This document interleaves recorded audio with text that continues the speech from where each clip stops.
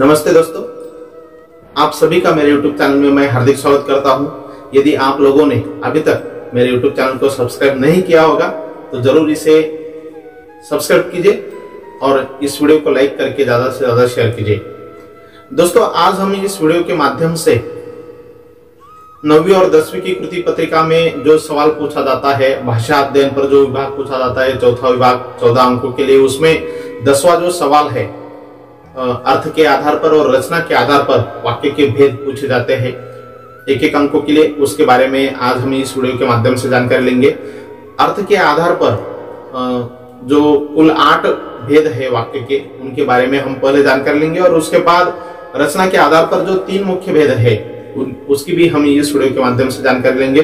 तो दोस्तों, वीडियो को एंड तक देखिए, ज्यादा से ज्यादा इसे शेयर कीजिए और यह जो वीडियो है, इस वीडियो के माध्यम से अर्थ के आधार पर और रचना के आधार पर दोनों भेद आप लोगों को अच्छी तरीके से समझ में आएंगे। यदि आप लोगों को इस सवाल पर आधारित 2 अंक आने हैं तो इस वीडियो को एंड तक देखिए और ज्यादा से ज्यादा शेयर कीजिए। तो चलिए देखते हैं वाक्य के भेद। वाक्य के भेद 2 प्रकार के होते हैं, जो कि अर्थ के आधार पर और रचना के आधार पर दिए गए हैं। यहाँ पे कुछ उदाहरण हम देखते हैं। पहला वाक्य है, भारत एक महान देश है। दूसरा, समय बहुत बलवान है। और तीसरा, सदा सत्य बोलो। शब्दों के ऐसे सार्थक समूह को वाक्य कहते हैं जिससे किसी विचार की पूर्णता प्रकट हो, जैसे कि विद्यार्थी पाठशाला में पढ़ते हैं। यहाँ पे जो हमने वाक्य देखे हैं, इसमें विचार की पूर्णता प्रकट हो रही है, इसलिए हम इन्हें वाक्य कहते हैं। वाक्य के भेद, वाक्य के 2 भेद होते हैं जो यहाँ पे दिए गए हैं। पहला है अर्थ के आधार पर और दूसरा रचना के आधार पर। तो दोस्तों, सबसे पहले हम अर्थ के आधार पर वाक्य के जो 8 भेद है उनके बारे में जानकारी लेंगे। पहला जो भेद है, महत्वपूर्ण भेद, विधानार्थक वाक्य। जिस वाक्य में किसी क्रिया के होने या करने की सूचना हो उसे विधानार्थक, विधानवाचक वाक्य कहते हैं। फिर से सुनिए, जिस वाक्य में किसी क्रिया के होने या करने की सूचना हो उसे विधानार्थक वाक्य कहते हैं। जैसे कि यहाँ पे उदाहरण दिया गया है, लिखने के पहले मैंने पढ़ना शुरू किया था। 2 मिनट में गाड़ी आकर दरवाजे पर लग गई। यहाँ सर्दी अच्छी है। यह तीनों विधानार्थक वाक्य है। उसके बाद दूसरा जो भेद है, निषेधार्थक वाक्य। जिस वाक्य में किसी बात के न होने या न करने का बोध होता हो उसे निषेधार्थक, निषेधवाचक वाक्य कहते हैं। जैसे कि पहले हमें उदर की चिंता नहीं थी, यहाँ पे निषेध व्यक्त हुआ है। दूसरा वाक्य, फूल अपना प्रतिबंध नहीं बेचेगा। तीसरा, नागर जी के पिताजी सरकारी कर्मचारी नहीं थे। यह जो तीनों वाक्य है निषेधवाचक वाक्य है, निषेधार्थक वाक्य है। यहाँ पे इस वाक्य में बात के न होने या न करने का बोध होता है। उसके बाद तीसरा जो मुख्य प्रकार है, प्रश्नार्थक वाक्य। जिस वाक्य में किसी प्रकार का प्रश्न किया गया हो उसे प्रश्नार्थक, प्रश्नवाचक वाक्य कहते हैं। इनके भेद में, नाम में ही इसका अर्थ छिपा हुआ है। आप किसी को अपना आदर्श मानते हैं, प्रश्नार्थक वाक्य है, प्रश्न चिन्ह यहाँ पर लगाया गया है। क्या ठंड भरे मौसम में आकाश के तारे धुंधले दिखाई देते हैं? और क्या बाबूजी आ गए? उसके बाद चौथा जो महत्वपूर्ण प्रकार दिया गया है, आज्ञार्थक वाक्य। जिस वाक्य में किसी भी प्रकार की आज्ञा या प्रार्थना का बोध होता हो उसे आज्ञार्थक, आज्ञावाचक वाक्य कहते हैं।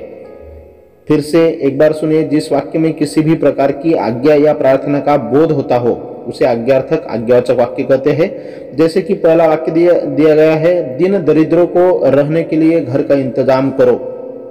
यहाँ पे आज्ञा दी गई है, मुझे हर सप्ताह एक पत्र मिलना ही चाहिए। और तीसरा, अब राज प्रथा मिटा दो। इस प्रकार 3 वाक्य यहाँ पे दिए गए हैं। उसके बाद अगला वाक्य है इच्छा दर्शक वाक्य। जिस वाक्य में इच्छा, कामना, आशीर्वाद आदि का बोध होता है उसे इच्छा दर्शक, इच्छावाचक वाक्य कहते हैं। जिस वाक्य में इच्छा, कामना, आशीर्वाद आदि का बोध होता है उसे इच्छा दर्शक या इच्छावाचक वाक्य कहते हैं। उसका उदाहरण यहाँ पे दिया गया है।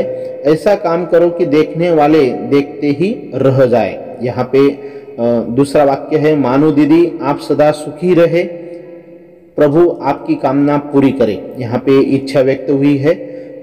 दूसरा जो वाक्य था मानू दीदी का, यहाँ पे आशीर्वाद हम कर सकते हैं। इस प्रकार इच्छा, कामना और आशीर्वाद का बोध होता है, उसे इच्छा दर्शक, इच्छावाचक वाक्य कहते हैं।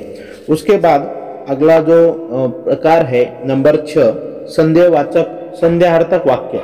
जिस वाक्य में संदेह या शंका का बोध होता है उसे संदेहार्थक या संदेहवाचक वाक्य कहते हैं। जैसे कि अर्थ तो शायद मेरी कविताओं में आपको मिल जाए, उसके बाद शायद गरीब भूख की लाचारी से श्रम करता है, और नंबर 3, मानू के ससुराल वाले चीक व शीतल पार्टी की प्रतीक्षा कर रहे होंगे।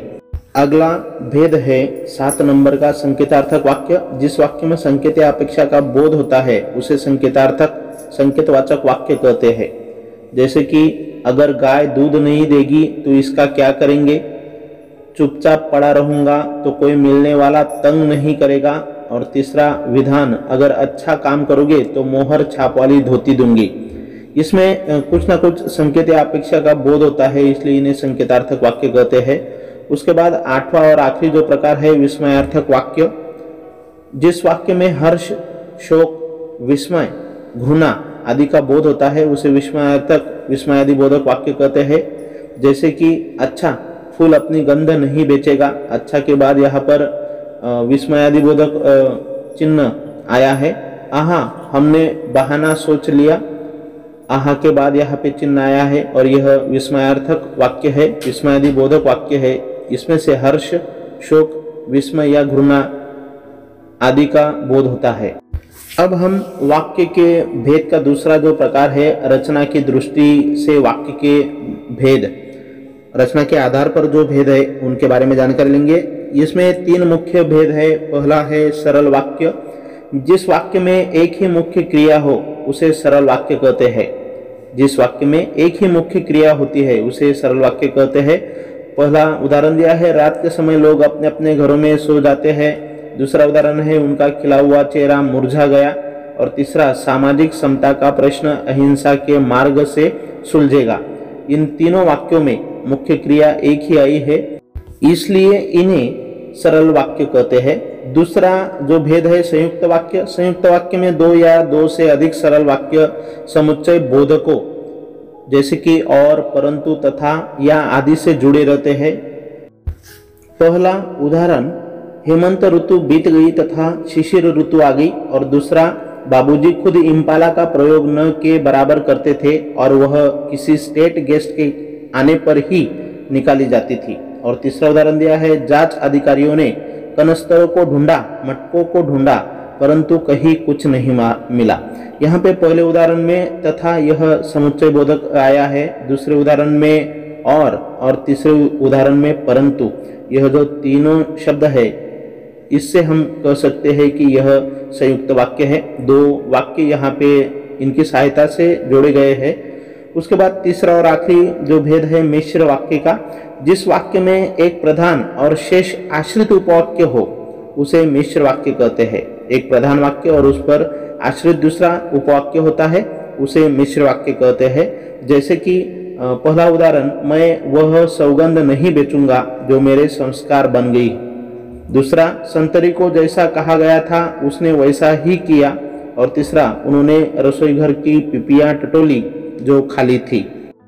तो यह जो तीनों वाक्य है, इन तीनों वाक्यों में एक प्रधान वाक्य है और दूसरा जो वाक्य है उस पर आधारित आश्रित उपवाक्य है। तो इसकी सहायता से हम कह सकते हैं कि यह मिश्र उपवाक्य है। इस तरीके से आज हमने यहाँ पे वाक्य के भेद, 2 प्रकार के अर्थ के आधार पर और रचना के आधार पर उनके बारे में यहाँ पे जानकारी ली है। तो दोस्तों, यदि आप लोगों को यह वीडियो समझ में आया होगा तो ज़रूर इसे लाइक कीजिए, अपने दोस्तों तक ज़्यादा से ज़्यादा शेयर कीजिए और मेरे YouTube चैनल को सब्सक्राइब करके ज़्यादा से ज़्यादा एजुकेशनल वीडियोज, शैक्षणिक वीडियोज देखने के लिए मेरे YouTube चैनल को सब्सक्राइब कीजिए। धन्यवाद।